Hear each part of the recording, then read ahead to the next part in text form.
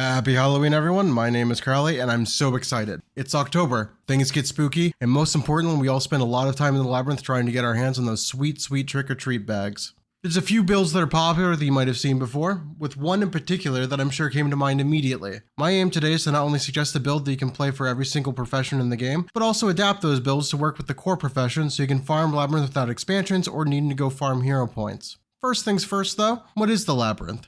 It's a limited time area for Halloween where you can find groups of people running around and looting the Mad King for all he's worth by killing his minions. The main reason you want to do this is to get the trick-or-treat bags, so you can either open them in the hopes you can get some ultra-rare loot, or you can sell them off to get some quick cash so some other sucker can open them up for just a few candy corns and some nougat. But most importantly, it's fun. You just zip around hitting stuff, no thoughts, head empty, only bags. Some information will apply to everyone, so let's lay down the basics. You want to share the credit for the kills as much as possible. When you're running around the Labyrinth, you will want to hit things lightly, just little baby taps, and then move on. It's death by 1,000 cuts. You don't need to kill it yourself to get credit so long as you contribute to its death. More people hitting it means more people get credit, which means more loot for everybody. Don't use your damage gear. Power, condition damage, ferocity, get out of here. Toughness, concentration, healing power, that's the stuff. Look at this set of stats.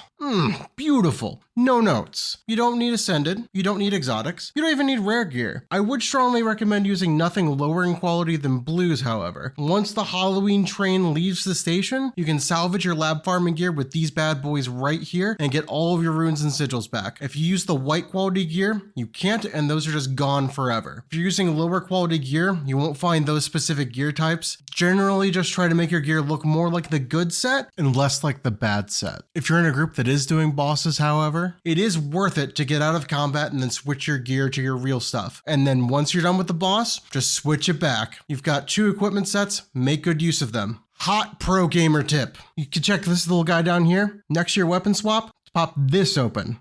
Click one of these there. And presto changeo, no opening your hero panel, and if you mouse over it, it'll even give you a little preview if you're ever unsure which one is which. Now, mount etiquette. If you ever need to catch up with the group, feel free to hop on your mount and catch up. Just avoid using the mount disengage skill and instead just hit the dismount button. This one, not this one. This one? Not this one. And if you even think about hitting this one, I'll come to your house and eat your leftovers in your fridge you were looking forward to finishing up later. The main reason you don't want to use your mount skills in combat is because your mounts have their own set of stats. It doesn't matter what gear you're wearing, no matter how well or how poorly you're geared, the mount stats are fixed and do not change. They will always do the same amount of damage, which is too much, so don't do it. Most people, however, are unaware of this and they might not be using their mounts on purpose to grief, so be kind, let them know and ask them nicely to not do that. Some people, however, are just like that though. It's a wacky world. Now, to get the giant, shiny Glintafont in the room addressed, Revenant. It's already starting to become infamous. Play Herald. You can get tags by just giving people boons. You don't even have to do anything. Just follow the group and pulls boons. It's so easy. It's easy. It's so... Okay, so in theory, Herald should be very good at collecting tags, right? It's got so many boons. Under ideal circumstances, yes, it's so good. It's perfect. Easy tags, don't even need to hit anything, but these aren't ideal conditions. The boons have to be your specific boons on their buff bar. If a boon gets overwritten by someone else, it's no longer yours, and you don't get the tag. If you've got 12 Heralds, you're all going to be fighting over Fury, Regeneration, Quickness, etc., etc., etc. If you're all trying to apply those boons, and if that's the main way you're trying to get tags, the more heralds there are, the less effective it becomes. There are 2 boons, however, that do stack: Might and Stability. Each individual stack belongs to whomever applied it, which allows for many more people to share those tags. Might is problematic because we're trying to do less damage, not more, to the trash around the Labyrinth. Stability, though, not only does it not contribute to the problem of nuking the non-veterans from orbit the second you look at them, but it's extremely helpful for some of the more annoying mobs. The best option, though, is to play something that can both give boons, but also tag things effectively as you're running through. It helps move things along for everyone and make sure things die in a timely fashion. It also ensures that any gaps left in your boons being overwritten matter significantly less. With that out of the way, let's get to the good part, the builds. Feel free to skip around if there's a particular profession that you're interested in. The video is labeled with timestamps and they are also linked down in the description box, along with links to the builds themselves. Runes, sigils, and relics are going to be the most important part of your equipment, whereas the specific stats and quality of the gear is a lot less set in stone. Just try to bring defensive, non-damaging stats as much as you can. Less is more. For almost every single build, we're going to be running the same sort of runes and relics, so I'm going to discuss them at the beginning super quick. For runes, speed is ideal because it gives a whopping 50% duration to swiftness and also provides some vitality, but they are very expensive. Cheap alternatives include Centaur and Air, and I mean very cheap. They have a tiny bit of power and ferocity on them, but that won't really make that much of a difference overall. With the rune changes splitting off the special effects onto relics, we can take advantage of the swiftness duration from any of these three alongside the speed relic effect that was previously only on the speed runes. For the relic, as previously mentioned, speed. There is a correct answer, and it's speed. It turns swiftness into the same speed as super speed. If you happen to have any leftover relic chests, you can grab one out of the survival chest option, or just buy it from the trading post. It is expensive, but I would do everything in your power to scrounge the money together. If you plan on spending even just a few hours lab farming and selling bags, you'll make your money back and then some. It's an investment and well worth it. One sigil I do want to bring up, as most of the builds are going to run it, is the Sigil of Fire. On crit, once every 5 seconds, it detonates in a pretty large area and helps with tags a ton. It's so good. Unless otherwise stated, all builds are going to be running one of the 3 rune sets, the Speed Relic, and the Sigil of Fire. First up, we've got Guardian. Of the 3 elite specs, one seems to stand out from the pack, Firebrand. This one isn't much of a surprise. It's got so many great tools and 3 whole sets of abilities plus your 2 weapon sets. There is a reason why it's so popular everywhere else. It kind of just has everything. The most important trait is this little guy right here. The whole reason we take Zeal is for Mystic Rebuke. I want to point out that there is no cooldown on this ability. Every single time one of the Aegis you apply to yourself or your allies is broken by an enemy, it explodes and hits 5 things within a 240 radius. Potentially you could hit 25 targets every single 5-man application of Aegis. Even if you only get a fraction of those, that is an incredible amount of tagging power. And even if it doesn't get popped, guess what? Herald doesn't have Aegis. They can't overwrite your Aegis no matter how hard they try. Radiance has 2 incredible minor traits and 1 beauty of a master trait. Justice is blind means every time you open Tome 1, you're going to blind 5 targets in a 240 radius around you, which helps with tagging. Renewed Justice resets the cooldown of your Tome activation skill, allowing you to close and open your book again with nigh impunity, and Radiant Fire will ensure that once every 10 seconds, when you crit somebody, you will pulse fire around you to tag even more people. Firebrand traits aren't really anything to write home about here. Giving quickness isn't really as necessary when you've got like 30 heralds in your lab farm despite the instance limit being 25, and the majority of the ways that you get tags don't rely on your auto attacks. We take the extra pages for more shotgun power on doors, a little quickness as a treat, and Lore Master to recharge pages a little bit faster. Now hold it. Wouldn't Quickfire be good? Ashes of the Just works just like Venom's. It's a unique buff. Buffs are good. More buffs equals more tags. It would, if the trait hadn't been gutted violently in the back alley. It used to apply to everyone that you gave quick to. Now it has an internal cooldown of 7 seconds and only applies to 1 target. Even if you ignore the fact that when you open a tome, thanks to Swift Scholar, it will give you quickness, which means most of the time, you're likely to apply quickness to yourself while pulling out your book shotgun. Testing this trait looks like the game prioritizes giving you the Ashes of the Just buff rather than anyone else you applied quickness to. Actually useless trait. The real strength of Firebrand here are the tomes and mantras. For tomes, you use this one for the flashbang, the big persistent field of fire, Ashes of the Just for unique fire buff to 5 of your buddies, and the poor man's loot stick shotgun blast. If you need to remove conditions, hit tome 2, push this button or this button, and the conditions just melt right off. The heal mantra is for an extra Aegis. We actually want to use all 3 charges. Advance for more Aegis. Stand your ground for some stability tags, plus it's a cheeky stun break just in case. In case you fall behind, this lets you teleport to your ally. You do have to hit someone with it, so try to aim for the middle of the group if you're trying to catch up. It has a moderate cooldown, but you shouldn't need it that often. This one gives stability, which is, again, useful for tags since stability stacks and doesn't overwrite. Try not to use every charge you have because it does have a pretty long cooldown if you need to recast the entire mantra. None of these utilities have cast times, so you can use them freely when you need to. For weapons, we take Scepter for some range. The auto attack isn't very good, but it is something. You won't be using it often, but it's still nice to have. But more importantly, we bring Shield and Torch in our offhand. Shield gives us another source of Aegis for more Aegis explosions, and Torch gives us another AoE that pulses around us. Generally, you want to use Shield for Aegis and then swap to Torch. Once your Shield Aegis comes off cooldown, swap back to it and use it, or don't. If you are allergic to weapon swapping, I would camp Scepter and Shield if it were me. Avoid hitting Shield 5 without a good reason, like blocking Viscount Candy Missiles since it knocks everything back. This will knock people out of AoE even more than the level up knockback already does. The second sigil is less critical, but I personally found a lot of success with the superior sigil of Frenzy. This little guy reduces the cooldowns of not just your weapon skills, but all of your utilities. It's a little expensive on the trading post, but if you have a stash of Testimonies of Jade Heroics from World v World, and you have Provision Mastery fully trained, you can pick this up for 20 silver and 75 heroics. Otherwise, it's going for about 2 gold. This isn't make or break for the build, it's just a nice luxury given how reliably things die here. Core Guardian plays very similarly, you just don't have as many nice bells and whistles. Use F1 liberally to blind and spread your fire damage to your allies' attacks. Apply Aegis. Profit. You take the Virtue trait line instead of Firebrand. This makes Virtue of Resolve a Condi cleanse, and it gives your Justice passive a bit of AoE to help out with tags. Overall though, it plays about the same, just slightly worse because you lack the Flame Shotgun, the big fire field, and the Ashes of the Just Flame Venom share. Same weapons.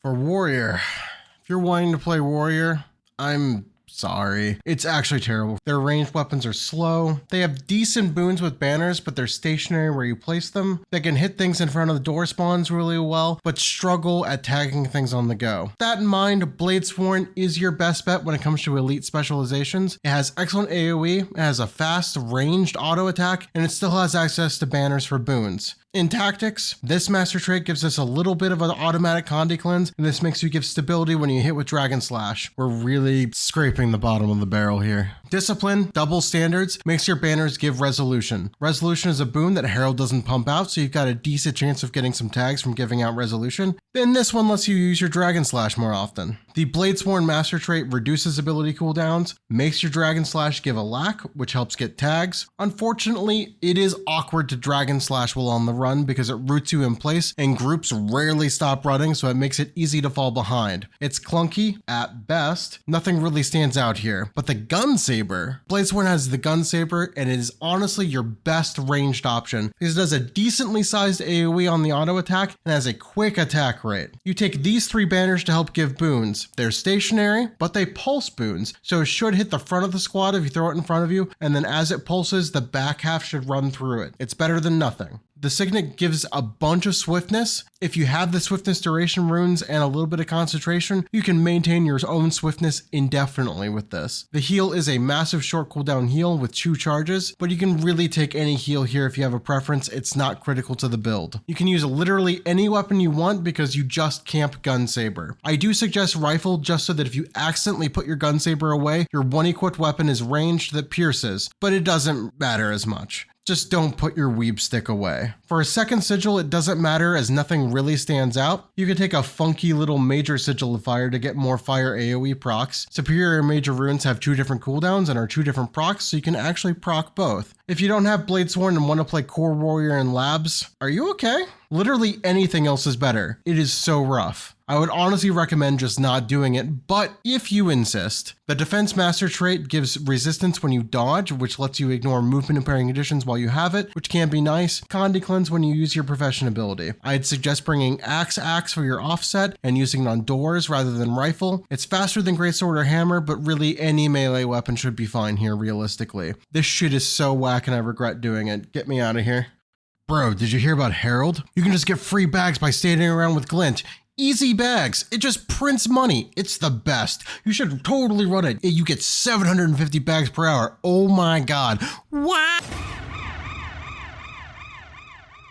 Let me introduce you to Renegade. The best answer to Herald oversaturation while playing as Herald is to camp Chalice and lay down stability roads and to get tags on doors with the spinning hammers. But do you know what taking Herald gives you if you're not actually using Glint all that much because your boons are getting overwritten so you're dropping roads on Chalice all the time? Nothing. Callous Scorch Razor, however, gives us a lack on our Profession button, which lets us drop more roads more often. It gives us piercing on shortbow, and it lets you use shortbow if you don't have Soto. But if you're a Herald with Soto, please run shortbow and auto things while you run. This Grandmaster gives you more lack in a larger area. It's incredible. Take it. Just do it. These 2 Grandmasters synergize for a permanent damage reduction, and with the Salvation Master, you are ridiculously sturdy. About the only thing that can even hurt your feelings is Steve. Now let's talk Legends. Chalice, easy W, the MVP. And then you take Malix. Malix is your plucky sidekick whose filler arc we watch while waiting to get back to the real protagonist of the story, Chalice. Chalice gives you roads, and roads are actually insane, you guys. It does damage when you drop it to give you some tags. Each section of the road pulses stability to people standing on it. Each section pulses stability separately and can affect a different 5 people. It persists for people to run through as they go. While running laps, drop roads on cooldown aimed at the front of your group or more or less down the center during a tight corridor to ensure you catch as many people while spamming your short bow autos and also using orders from above on cooldown. You never run out of energy. You tag damn near everything, and best of all, you're immune to the drawbacks of Herald stacking. For doors, turn on hammers. You may also notice that there's no target limit listed. That's because it doesn't have one. It's one of the only AoEs in the game that does not have a target limit. It is absolutely nuts. This is a door tagging monster. When you run out of energy, swap to Malix, hit the elite, then swap back to Jalis as soon as possible, and then turn your hammers back on. It's like Boon Herald, except it doesn't suffer from stacking. It's not as passive, but if you're in a group with like 500 heralds, you'll get way more bags not fighting over boons against them. I like to run the superior sigil of speed just in case somehow there is no herald pulsing swiftness near me. Every kill stacks up swiftness. It's not super necessary, but I do like it. Core Revenant can pulse stability for tags, just a little bit slower with no alack. You don't have alack to give that boon, but otherwise it's the same. Drop roads while running, auto attack with hammers even though it's slow and clunky. It is the only range option you've got. Jalis hammers on doors, swap to Malix, swap back. Easy money.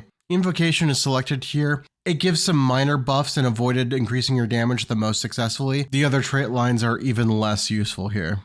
Engineer. It's an oldie but a goodie. Flamethrower Scrapper is a beast for door tagging. The basic idea of the build is to turn Flamethrower on at doors and hold down 1 while rotating menacingly at your enemies. Your Gyros all give super speed, which is a short-lasting buff that counts for tags, and no one can apply more super speed than you, guaranteeing constant uptime of the buff. Quickness is nice. Take kinetic accelerators. Your blast and leap finishers to proc it are this, and this. The easiest field to blast is Blast Shawarma because it follows you and it blasts its own field at the end too. If you're getting a bunch of free quick, you can just run adaptive armor. This trait gives you regen during super speed, which should be up almost constantly if you just cycle your doner kebab sandwiches. This minor trait makes all of your heal skill super speeds give you the max 10 seconds, so space them out more and only use your heals when super speed is about to fully run out. And this adept trait is what makes all of your flatbread snack wraps give super speed in the first place. In firearms, this is the only trait that really matters. Infinite stability while using flamethrower. In tools, static discharge helps you get additional tags, not that you really needed additional help. Streamlined kits is a good backup in case you drop super speed. You can quick toggle flamethrower while on the run and then turn it back off again to instantly grant swiftness. Not to get ahead of myself, but this is also the reason why Core Engineer can still keep up easily, even without easy super speed. As long as you toggle your flamethrower on periodically when the cooldown is ready, you'll have permanent swiftness. When you see this icon on your buff bar, it means you can swap into flamethrower to get swiftness. This makes your tool belt skills cool down faster and Condi cleanse yourself. While running laps, use rifle to auto attack and you can use jump shots as leap finishers for quick or to simply get around. Swap to flamethrower on doors and then hold down your number 1 key. Easy. Since Scrapper doesn't need Relic of Speed, you can run something to help with tags. Relic of Afflicted is a 10-second cooldown Death Nova, so you're almost guaranteed to trigger this on cooldown while running around, but it's purely a luxury item given the cost of relics. The second sigil is kind of inconsequential. You can take a major sigil of fire alongside your superior one. I, however, opted for Generosity because the idea of transferring the immobilization back onto a mummy made me laugh. For core, all of the basics work. It's just a little bit weaker because you're not pumping out super speed on yourself and your allies, and your gyros are all really good at getting tags too, but it works just fine, honestly. We take Alchemy for all the defensive goodness because the other 2 trait lines have everything we could already want. Extra healing while in Flamethrower, heal when granting yourself a boon, which you constantly are with Flamethrower, and damage reduction per boon that you currently have. You want to take the speed relic with the core build and the normal runes because you're reliant on swiftness. Remember to pop into flamethrower every so often when the icon buff is up to give yourself swiftness. You can even leave flamethrower and then hop right back into it to trigger the cooldown if you were currently using flamethrower. Otherwise, it plays almost the same. This is for mobility, this is for boon strip in case you're fighting bosses, and this could be nice for tagging on doors and break bar on bosses. Now, I'm sure most of us have seen a shortbow daredevil in a lab farm at this point. What if I told you there was a better way? Allow me to introduce you to Deadeye. This build is centered around casting your venoms, which share to people around you when you activate them, autoing with your shortbow, and casting your Deadeye mark as many times as possible. Full disclosure, this build is a little bit action heavy, not difficult, just spammy. Deadeye Mark replaces Steel, and you're going to be using this ability on cooldown. Looks like it's 25 seconds. Check this out. Renewing Gaze resets the cooldown of your Deadeye Mark if something dies while it's on them. Why does that matter? Why do we care? Because every single time this happens, they explode. Hits 5 targets around them in a radius of 240 so long as you're within 2,500 range of the dead thing. And if something explodes, you can cast Deadeye Mark again. That's pretty cool, right? Nice little AoE mechanic. But wait, we can make it even better. Payback makes it so that every time your mark expires, because something died, all of these utilities get refunded by 20% of their cooldown. This means that you only need to pop the mark 5 times maximum to get every skill back no matter how long the cooldown is. If that wasn't enough, we've got Be Quick or Be Killed. You gain 6 seconds of quickness every time you apply your mark to an enemy. It does give you some power and precision, which is less than ideal, but it's better than steal time for multiple reasons. Quickness is likely to get overwritten by heralds anyway. When your marked target dies and the mark gets refunded, you lose your stolen skill, which makes it hard to use them. And even if you were to use it, pulsing 8 Might and Fury to your allies when you don't want things to die quickly is bad. Don't take this trait. Even though you'll likely get quick from other sources, taking Be Quick or Be Killed guarantees your quickness for better shortbow autos to tag things so you don't have to be reliant on other people if the herald meta shifts. Acrobatics ensures a way to stack swiftness on ourselves if needed through the first minor trait. This removes damaging conditions when dodging. This provides vigor when you successfully dodge something, and will clear movement impairments if you apply swiftness, or if you already have swiftness, it will reduce the duration of movement impairments by 80%. In Trickery, this minor gives you 2 initiative every time you use your mark. This drops a small AoE every time you dodge, and this raises your initiative cap by 3. This gives you 5 of your friends vigor every time you mark somebody. And if you ever find yourself needing initiative, somehow, despite all of the marking, you can weapon swap to your second shortbow if you have one for more initiative. But honestly, you won't ever need to. Spam your Venoms on cooldown, which will be refreshed all of the time. They are instant and can be cast while doing other casts. The Venoms get applied to your friends, and then when they apply them to an enemy, that damage counts as yours. You tagged it. Mercy is a safety net that refreshes the cooldown on mark in case you whiff it. This will most often happen because you tried to cast it on a skeleton that was currently blocking. They can block the mark and put it on a long cooldown. It's annoying. Avoid marking a skeleton if you can, but you will absolutely do this a bunch, so it's worth bringing this. Don't operate under the assumption that you're just built different and can avoid making that mistake. Dagger Storm is a big 900 range AoE. It fires up to 8 daggers at random targets within range, and each dagger bounces once. It is also a whirl finisher, so if you use it inside of a field, you will also throw off bolts that can also hit additional different targets. It's actually nuts for door tagging. 90-second cooldown, but it's up much more often than that with your mark. Shortbow is all you need. This is a spammable shadow step at 900 range. Poison Field, good for doors and aforementioned Dagger Storm whirly finisher. Your auto hits the primary target and then bounces 3 times, which is crazy good for tagging. Use this when you have downtime from marking and sharing Venoms. For the second sigil, I'd take a Major Sigil of Fire for more fire procs. For core, it's basically the same, but slower. Use this Venom for more Venom share. We take Shadow Arts instead of Deadeye if you're playing core. This gives barrier to allies when you heal for some marginal tag sharing. Heal allies when you Shadow Step. You're not going to get tags on purpose with this, but it'll pick up some strays. Cycle your Venoms a little bit rather than blowing them all at once to spread it out for more tags since you're not getting them reset constantly from Deadeye traits. Druid was always a popular build for labs. The staff is a great weapon to use for tagging. It is also the first of 3 weapons that we'll be discussing that are hit scan. The short version is that projectile-based weapons don't do damage until the projectile arrives. Hit scan weapons, like staff, deal their damage instantly with no delay or travel time, which means you will never run into the issue of targeting something, firing your shot, and then it dying before the hit lands. If you don't have Soto, run Druid so you can get access to staff, take heal traits with the Alacrity trait, auto attack with it, give boons, heal, easy tags. But we can do better now. Untamed Staff. The Untamed ambush on Staff is a massive pulsing AoE centered around you. Staff becomes huge for both tagging on the run and has insane door tagging power as well. The entire build is centered around Let Loose and the Unleash Staff skill, Solar Brilliance. Whether you're running between doors or standing at doors, you want to be unleashing Ranger every time it's up after each weapon swap. While clearing doors, you want to be unleashing on cooldown for all of the above stated reasons, but also because it pulses a massive damage field to help tag everything that comes out of the doors. Since we're going to be wanting to weapon swap often, we will take skirmishing to bolster that. Tailwind gives you swiftness on weapon swap. With the swiftness duration runes, you shouldn't ever run out of swiftness. Quick draw can allow you to use Ancestral Grace to catch up to the group more often, or to stay slightly ahead if you're the commander, but it's by no means central to the build. You can go long stretches without ever needing it, but it's great when it does come in handy.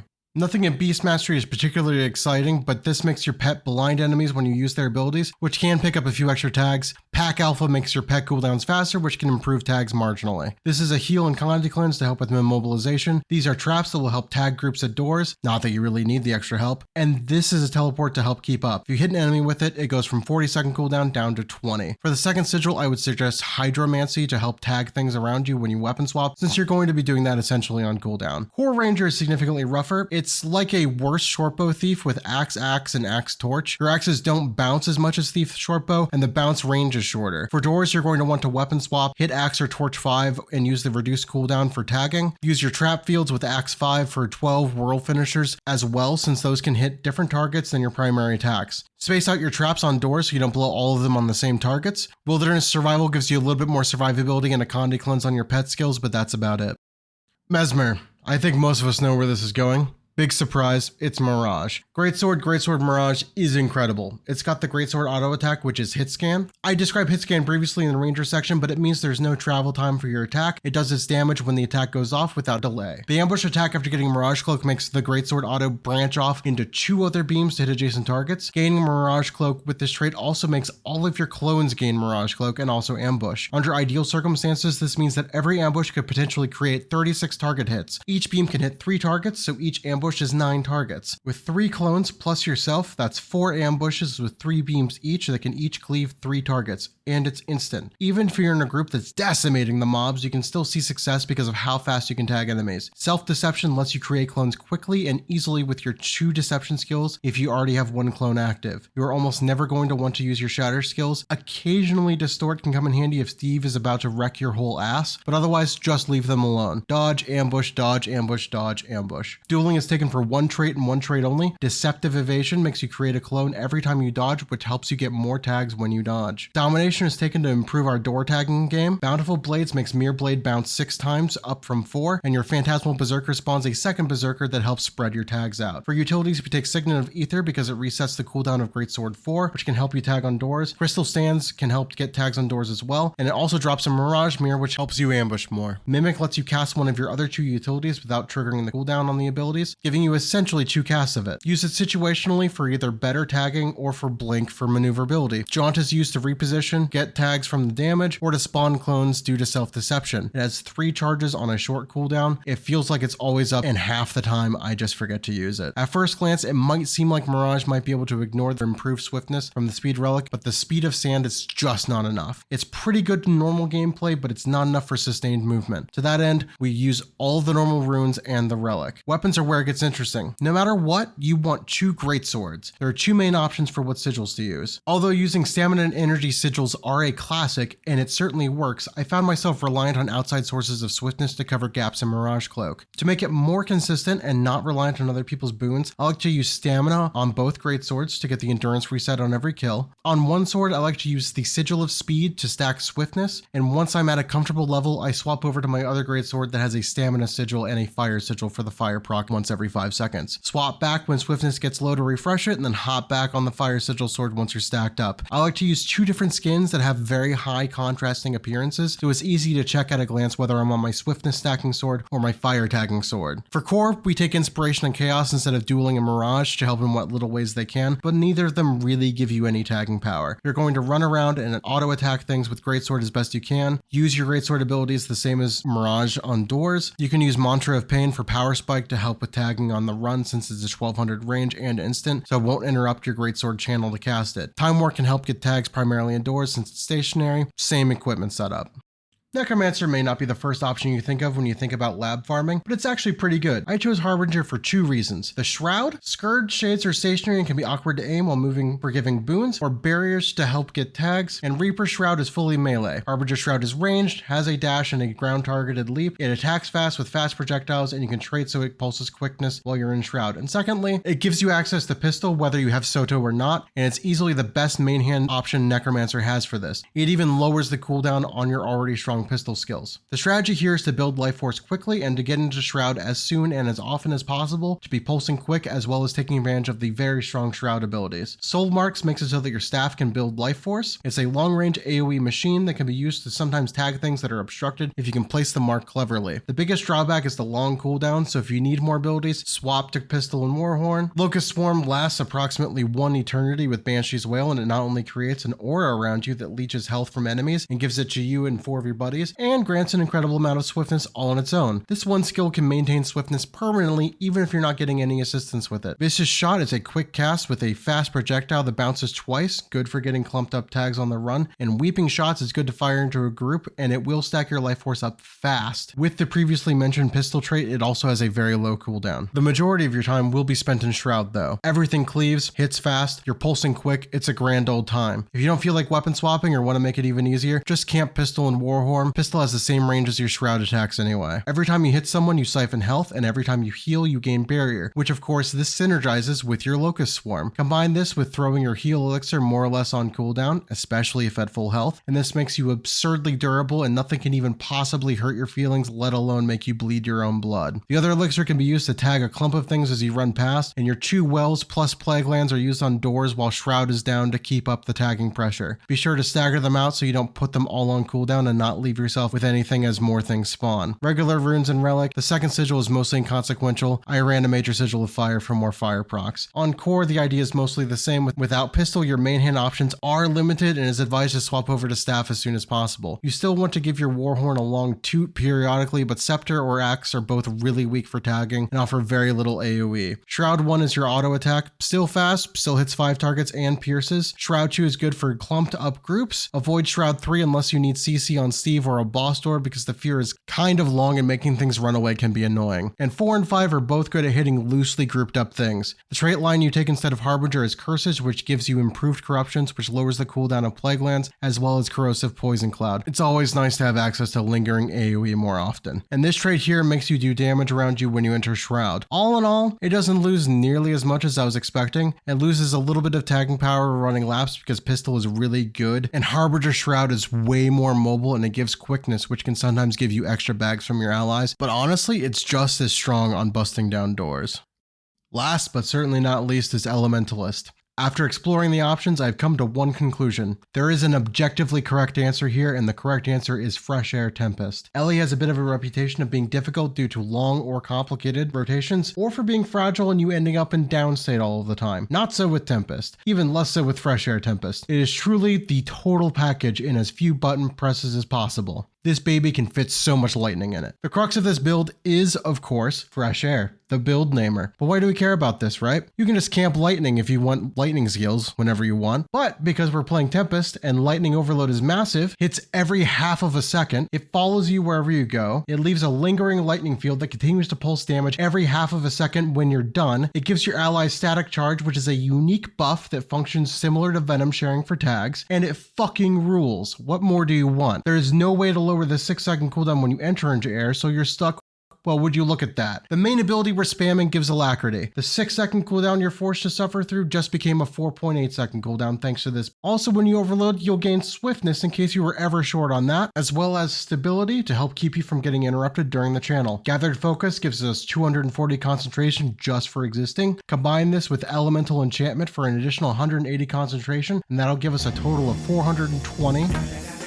Swapping attunements, which you will do often, will heal you every time. We take Inscription to make our glyphs give us more swiftness when we use them in air, but between you and me, realistically, we're never going to run out of swiftness even without them. The main reason is because the other 2 traits increase our damage, which we don't want. Your air auto attack with Scepter is Hit Scan, it's 900 range, and it updates to a new target if you switch targets mid-cast. You can activate it before swapping to another attunement, crit, and then swap back to air before the initial cast is even finished. It also pierces 3 targets. You only need to cast this 1.5 times before it's overload time again, which you should be doing. If you ever fall behind, you can ride the lightning with Dagger 4 to catch up. You also have Lightning Flash. Glyph of Elementals is good for 2 reasons. 1, it procs Inscription on the initial cast, and for 2, it gives us an elite skill to tell the elemental to do an attack once every 15 seconds, which counts for Lesser Arcane Shield. It has an internal cooldown of 20 seconds, so you do want to delay between using your elite, but this is nice, free survivability, and it would help get tags if you weren't already hitting everything around you anyway. Wash the Pain away as a Condi cleanse, and a pretty big heal. Aftershock does a tiny amount of damage, grants Aegis, and grants Magnetic Aura to your allies and yourself. Magnetic Aura is great if you happen to be fighting Viscount because it will reflect his candy corns back at him. For your second Sigil, I would suggest a Major Sigil of Fire for more fire procs or even more tagging power, but you could basically take anything, it wouldn't matter. For core, swap out Tempest with Water. Water gives Soothing Mist, which is a unique buff that lasts 10 seconds and gets applied to your allies while you're in water. Cleansing Wave is a Condi cleanse when attuning to water, and Healing Ripple heals yourself and your allies when attuning to water. Soothing Power will make your already Soothing Mist even more soothing. Alternate between lightning and water attunements, water to give Soothing Mist for tags and to cast Shatterstone on doors. While running laps, dip into water to give Soothing Mist, crit something, and then swap back to air for the excellent auto attack. Pop your Glyph heal on cooldown to maintain swiftness. The amount of swiftness it gives is massive due to it already giving swiftness, and it gets further improved by Inscription. Use Lightning Storm on doors before swapping to water for better sustained AoE plus Soothing Mist to help you get more tags.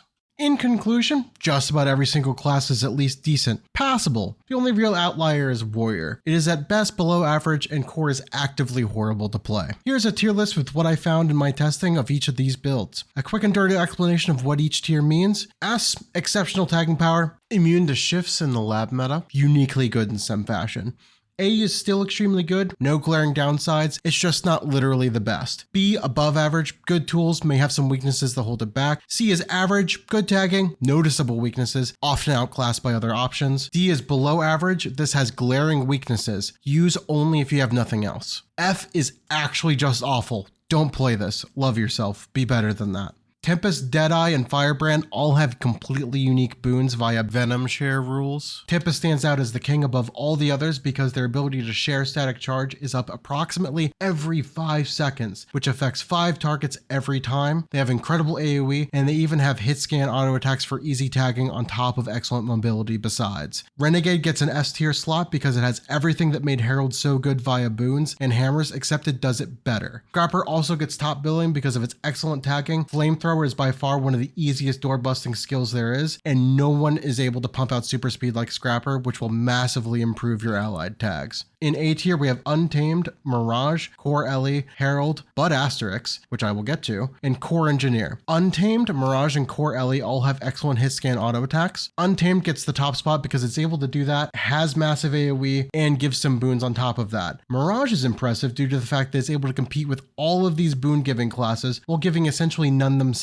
Everything they do, it's on their own tagging merit. And Core Ellie is like the store brand Untamed and Mirage. It's not bad, it gets about 90% of the way there, which is still very excellent. Now this Herald. This is Herald if it's giving out boons like you would for passive collecting Heralds you see, but it's also autoing with Shortbow, running Jalous and dropping roads to get stability tags sometimes, and is using the hammer spin on doors. It's not entirely passive, which does improve it quite a bit. Core Engineer plays almost exactly the same as Scrapper, except you don't have the super speed, but it's still very good. In B, these are fine, not much to say. In C, this version of Herald just stands around passively putting out boons and not hitting anything. In D, Bladesworn is so annoying. All you have is your autos and banners while running. Your door clearing is good because your melee and cleave is good, but like everybody has that, you don't get points for that. Core Ranger is very much so in the same kind of place. It's a lot of effort for a really mediocre return. I wouldn't recommend either one of these. In F, Core Warrior. Your best option is running Rifle. That's the best case scenario for tagging on the run. This is just so awful, it's gross. And there you have it. Build explanations for all 9 professions with what I believe to be the best elite spec setups, as well as variants to run if all you have are the core professions. Thank you so much for sticking it out with me if you're still here. Please give the video a like if you liked it, leave a comment, and feel free to subscribe if you liked what you saw here. I'm going to be putting out more videos with guides and tutorials that range from information for total beginners to more advanced stuff that even some of you longtime veterans might not know about.